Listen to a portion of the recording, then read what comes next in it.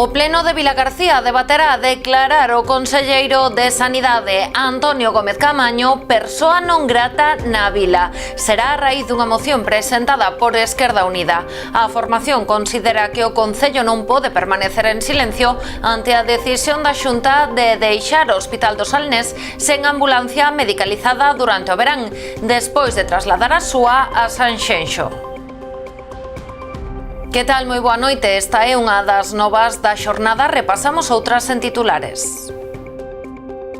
As obras de reforma da Casa de Cultura da Cachada en Boiro avanzan a bo ritmo. Pro equipo de goberno trátase dun proxecto estratéxico cun orzamento de 3,6 millóns de euros. A Deputación de Pontevedra prevé mobilizar preto de 80 millóns de euros nos próximos anos na cidade. Rafa Domínguez sitúa nos 37 millóns os investimentos realizados na capital pontevedresa nos 3 anos que levan no goberno. Pontevedra intervirá na contornada a Ponte de Santiago para conseguir a súa integración urbana e mellorar a seguridade. O proxecto ten un orzamento de case 900.000 euros. O luns ás 8:30 da tarde, Vila Xoán canta. A vila prepárase para unha das citas máis importantes do seu calendario estival. Moitas vilas mariñeiras honraron hoxe 16 de xullo a Virxe do Carme, a súa patroa. Unha das procesións marítimas máis concorridas vivíase na parroquia boirense de Cabo de Cruz. Estamos nas novas do día, comezamos.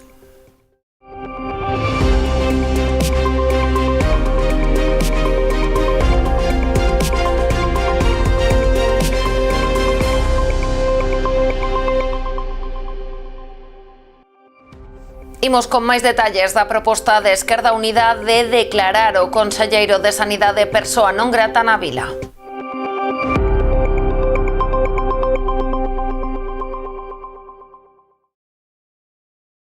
Xa lle lo contábamos, continúa en Vilagarcía o enfado pola decisión de deixar o Hospital do Salnés sen ambulancia medicalizada durante o verán. Agora, Esquerda Unida aposta por declarar o conselleiro de Sanidade persoa non grata. A formación presentou unha moción que se levará ao vindeiro pleno con esta proposta.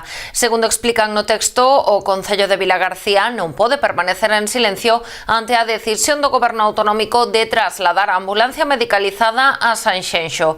Aseguran que a medida supón un grave risco para a seguridade, a atención e a vida das persoas de Vilagarcía. Dende Esquerda Unida van máis aló e defenden que esta decisión política aumenta a posibilidade de morte ás persoas que sufran unha emerxencia no Concello Vilagarcián, demostrando, din, que para a Xunta é máis importante preservar a seguridade e a vida dos turistas de Sanxenxo. Defenden que reducir os recursos dispoñibles supón incrementar os tempos de resposta en caso de urxencia, asumindo un risco innecesario para milleiros de veciños e veciñas. Tamén consideran que a visita de onte do conselleiro de Sanidade a Vilagarcía para manifestar que a Xunta non ten intención de repoñer a ambulancia retirada a pesar estas reclamacións sociais supón unha profunda falta de respecto institucional e evidencia, din, falta de sensibilidade coa preocupación da cidadanía. Por todo isto, propoñen ao Pleno declarar a Antonio Gómez Caamaño persoa non grata como máximo responsable político da decisión de retirar a ambulancia medicalizada de Vilagarcía. Levamos 40 anos entrando na túa casa, instalando os teus soños e coñecendo o teu nome. Fomos a túa tenda de confianza con outros nomes e hoxe evolucionamos para darche moito máis. Agora somos Mi Electro, mesmo equipo, mesma confianza e a experiencia de sempre coa forza dos mellores. Ven a descubrir a tecnoloxía máis avanzada co trato de toda a vida. Os de sempre, agora máis fortes que nunca. Agardámoste. A Consellería de Medio Ambiente e Cambio Climático, a través de Augas de Galicia, informou da eliminación dun punto de vertedura de augas residuais en Cabo de Cruz. Foi detectado polo propio persoal do organismo hidráulico no marco dos labores rutineiros de inspección que realizan os concellos da demarcación hidrográfica Galicia Costa. A incidencia consistía nunha vertedura do sistema de saneamento sen depuración previa, como consecuencia dunha antiga rede a que permanecía conectadas varias vivendas. Unha vez detectado o problema, procedeuse á realización das accións necesarias para resolver a situación, coa conexión das vivendas ao pozo bombeo da zona xa conectado coa depuradora para o seu correcto tratamento. Máis solucións pro barrio de Mollabao en Pontevedra e a reclamación que lanza a Asociación Veciñal. Onte celebraron a súa asemblea na que participaron ao redor dun 100 de persoas. Aseguran que non poden seguir vivindo de anuncios e reclaman que os proxectos comprometidos polas administracións se convertan en realidade para atender algunhas das súas demandas históricas.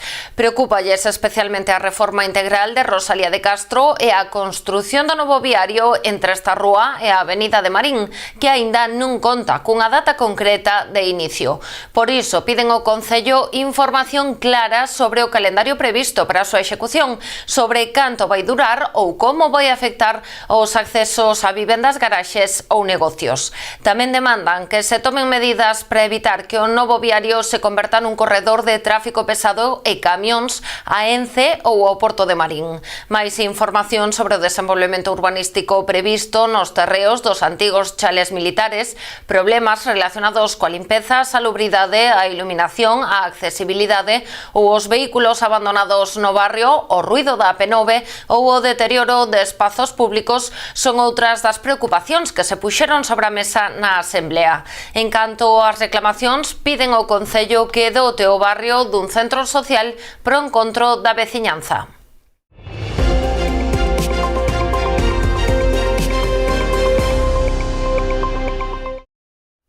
As obras de rehabilitación da Casa de Cultura da Cachada en Boiro avanzan a bo ritmo. Trátase dun proxecto estratéxico pro equipo de goberno cun orzamento de 3,6 millóns de euros, que agardan poida estar xa operativa a finais deste ano.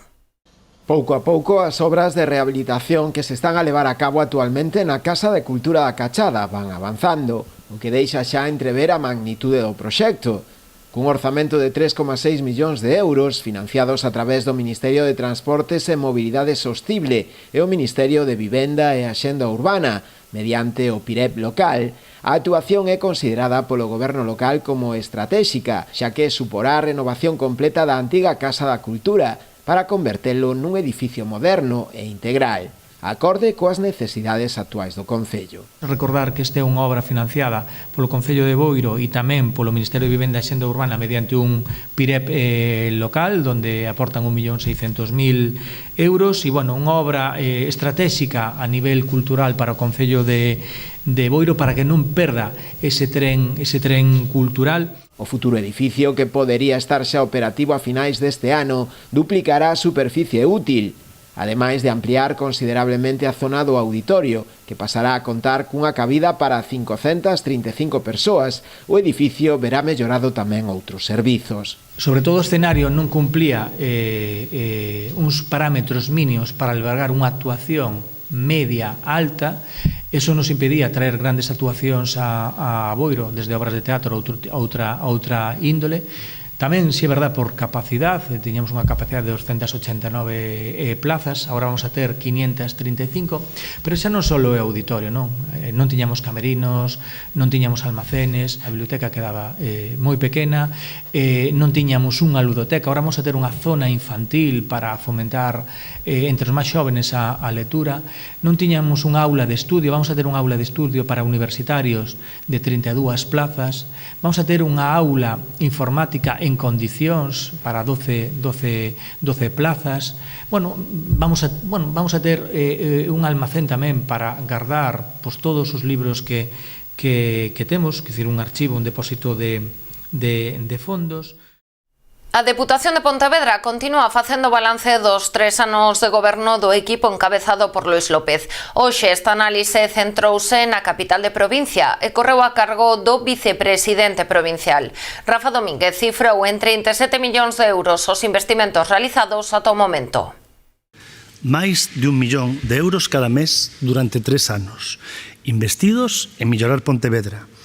Nunca antes a capital recibira un esforzo investidor desta magnitude por parte da Diputación de Pontevedra.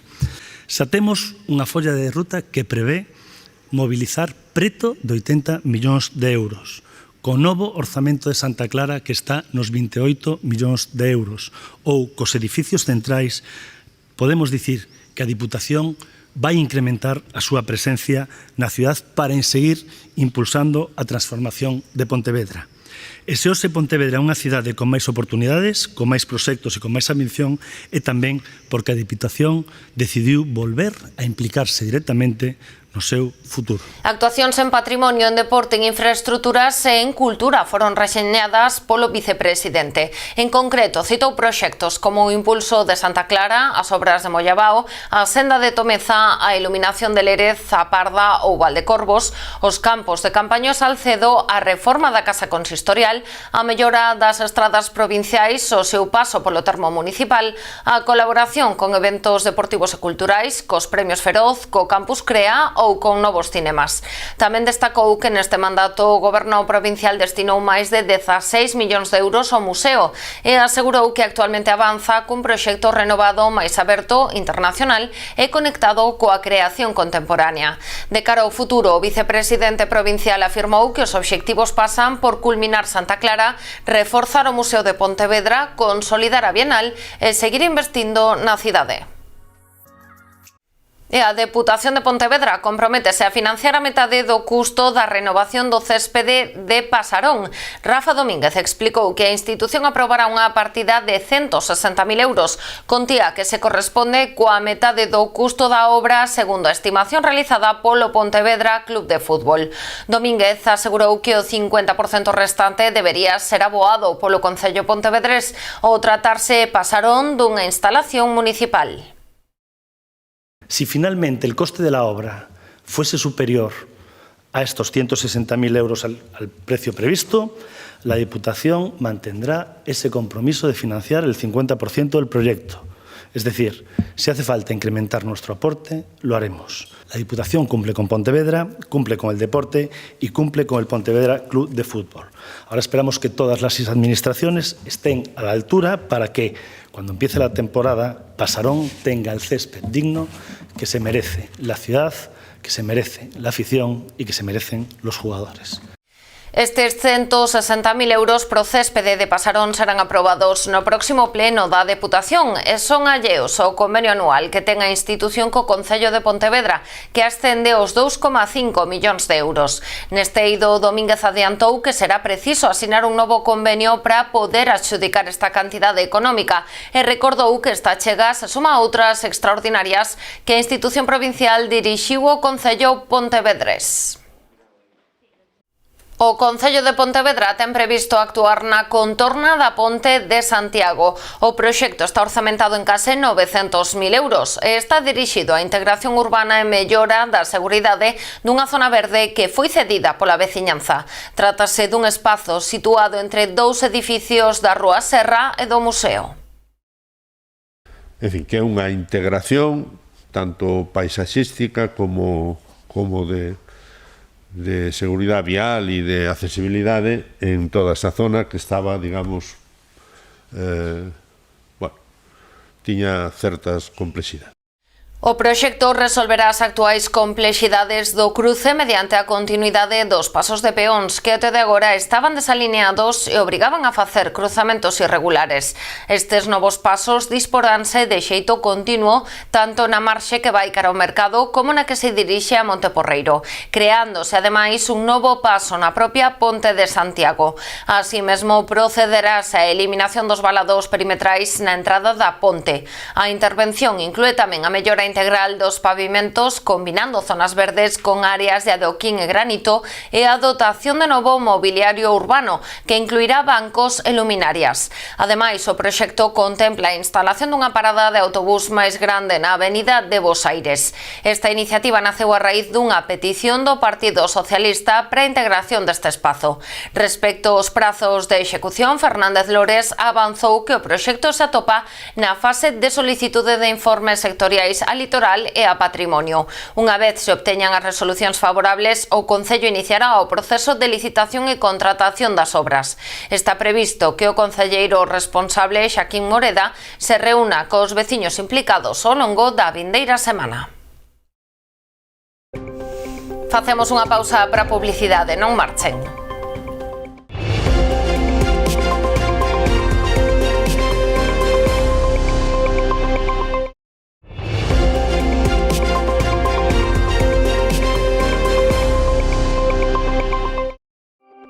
O PSOE de Rianxo reclama un plan municipal de seguridade preventiva ante a falla de planificación DIM por parte do goberno local.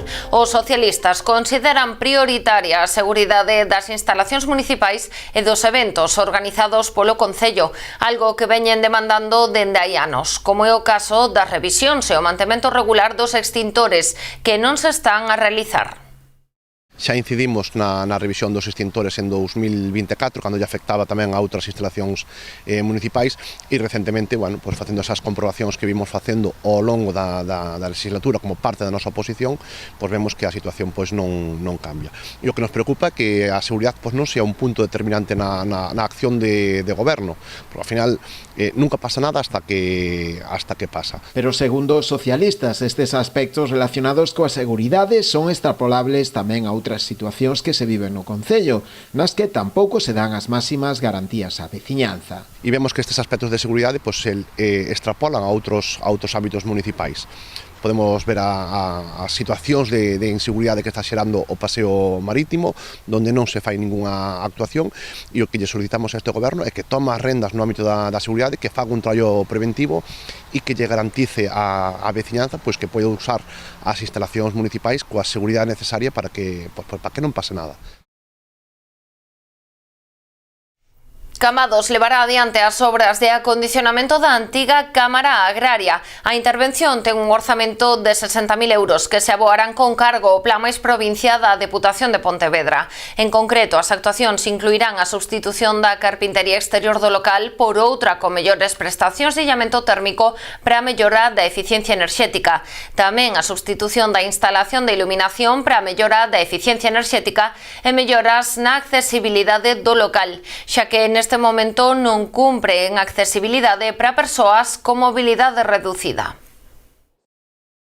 Sobre este local que adquiriu o Concello fai uns anos, era un local que pertenecía á Consellería de Medio Rural e mediante un convenio a precio tasado pois o adquiriu o Concello e agora redactouse un proxecto que vai ser financiado con fondos do máis provincia para reformar íntegramente o local. A verdade é que o local levaba xa un tempo abandonado e ten necesidade de reforma en profundidade, tanto de instalacións como do propio local. E a idea é poder destinalo despois a actividades fundamentalmente de mocidade xente xoven. Así que este novo espacio, que aínda que vai ser para todo, vai ser cultural, un poquinho deportivo para dar algunha clase tamén, vainos a permitir xuntar a nosa mocidade, poder tratar directamente con eles. Xa temos varios cursos pedidos tamén na Diputación, que esperemos xa poder ir impartindo aquí, aínda que non este toda a obra finalizada. Desde a Diputación de Pontevedra, Cambados é un dos 61 concellos, todos os concellos da provincia de Pontevedra teñen o seu máis provincia para facer as obras que o equipo de goberno de cada concella pode facer por seus veciños. Somos a Diputación que máis inversión da historia está inyectando aos concellos da provincia de Pontevedra. Todos os 61 concellos teñen este gran plan con récord histórico que este ano con todos os plans máis de 181 millóns de euros. O PSOE de Ribeira levará tamén a pleno a situación na que se atopa o lavadoiro da Pinisqueira en Aguiño. Os socialistas alertan do seu deterioro a pesares de transcorrer tan só 3 meses dende a súa inauguración. Dende o PSOE sinalan que resulta inadmisible o estado no que se atopa actualmente o espazo, que supuxo un investimento de aproximadamente uns 50.000 euros. Por esta razón reclamaránlle o equipo de goberno unha actuación inmediata para limpar e acondicionar o lavadoiro e corrixir as deficiencias existentes, o tempo que lle solicitarán tamén a creación dun plan de conservación posterior que comprenda todas as actuacións de recuperación do patrimonio local.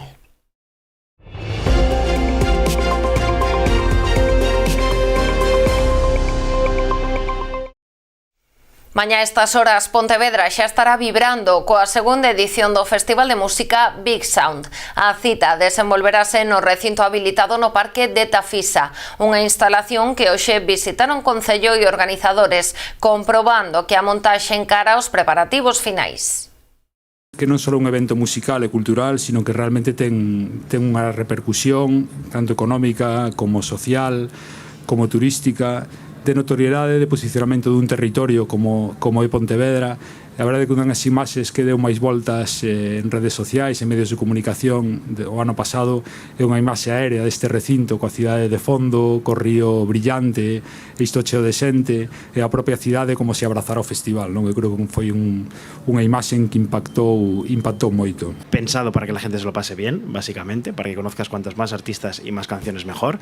Creo que ya el año pasado ya vimos, ¿no?, un público familiar. Nosotros recordar que además lo he mirado antes, la pulsera más pequeña, la edad más pequeña va a venir un niño de 1 año y hay una persona de 87 años. Por lo que además creo que es una imagen que no hemos visto en ninguna edición que hemos hecho en ningún otro sitio de España, con las familias sentadas comiendo, haciendo picnic. Destacar también, por ejemplo, que tenemos artistas internacionales, que tenemos 4 actuaciones exclusivas, grandes actuaciones exclusivas, como pueden ser la de David Bisbal, María Becerra, Nati Peluso o Ana Mena. Mañá a estas horas estará no escenario xacobeo do Big Sound Luc Ra. Xa antes terán pasado Juan Magán ou Despistaos, estes últimos no escenario Pontevedra. Seguiránlle outros pratos fortes do cartel. David Bisbal actuará ás 11 da noite e Nil Moliner comezará o concerto a 1:25 da madrugada. En canto o sábado os concertos arrancarán ao redor das 5 da tarde. Non será ata as 9 cando suba ao escenario unha das artistas máis agardadas, Ana Mena. Colleránlle o relevo outras grandes da actualidade musical, Nati Peluso ás 11 e María Becerra a 1:10. Tamén actuarán Natalia Lacunza e Luke Loren, entre outros. En Vilagarcía, a Praza Rafael Pazo xa luce o antigo escudo do desaparecido Concello de Vilaxoán. O goberno local dá así cumprimento a un compromiso adquirido cos veciños da localidade. Así instalouse unha peza gravada en pedra que substituíu o actual escudo de teselas cerámicas que estaba en moi mal estado de conservación e resultou irrecuperable.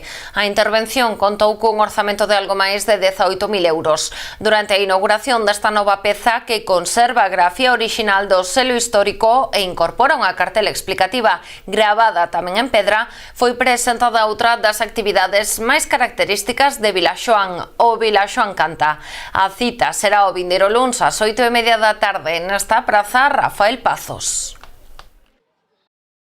Hai uns anos, pois Álvaro está presidindo ou dirixindo pois este Vilaxoán Canta, un día moi especial, dende logo nos tratamos de botarlle unha man, pero mérito de toda a xente de Vilaxoán que ese día fan pois un día festivo. Cada ano, pouquiño a pouco, van participando máis persoas, sobre todo van entrando xente nova, xente xoven, que é algo que botábamos un poquinho en falta, xente incluso non só de Vilaxoán, de Vilagarcía, e xente de Carril, incluso xente de fora que está vindo os ensaios.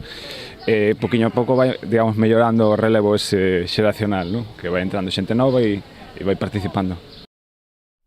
En Noia, dende mañá venres e durante toda a fin de semana, a vila reigresa ao seu pasado coa celebración da feira medieval. A festa, unha das de maior tradición da comarca que chega este ano a súa 27ª edición, reunirá miles de persoas. As rúas e prazas do casco antigo engalanaranse para a ocasión. Haberá tamén postos de artesanía e alimentación. Tampouco faltará animación de rúa cun gran abano de actividades programadas con actuacións musicais, pasarrúas e espectáculos de máis malabares ou os torneos medievais. Toda unha serie de atractivos que de seguro farán que moitos opten por esta opción para desfrutar do seu tempo de lecer na fin de semana.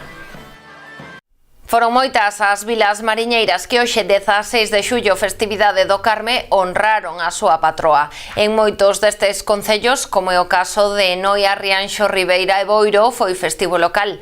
Un dos lugares da comarca do Barbanza onde se vive esta data festiva con maior tradición é Cabo de Cruz. Os actos iniciábanse a media mañá coa multitudinaria misa solemne que se celebrou como costume na lonxa, a que seguiu a tradicional procesión. A imaxe da Virxe foi trasladada ata o Peirao, acompañada da comitiva de autoridades e veciños en xeral, que non quixeron perderse tampouco a procesión polo mar. Dende o porto, a imaxe ofrecía unha bela estampa coa participación de numerosos barcos e tamén pequenas embarcacións.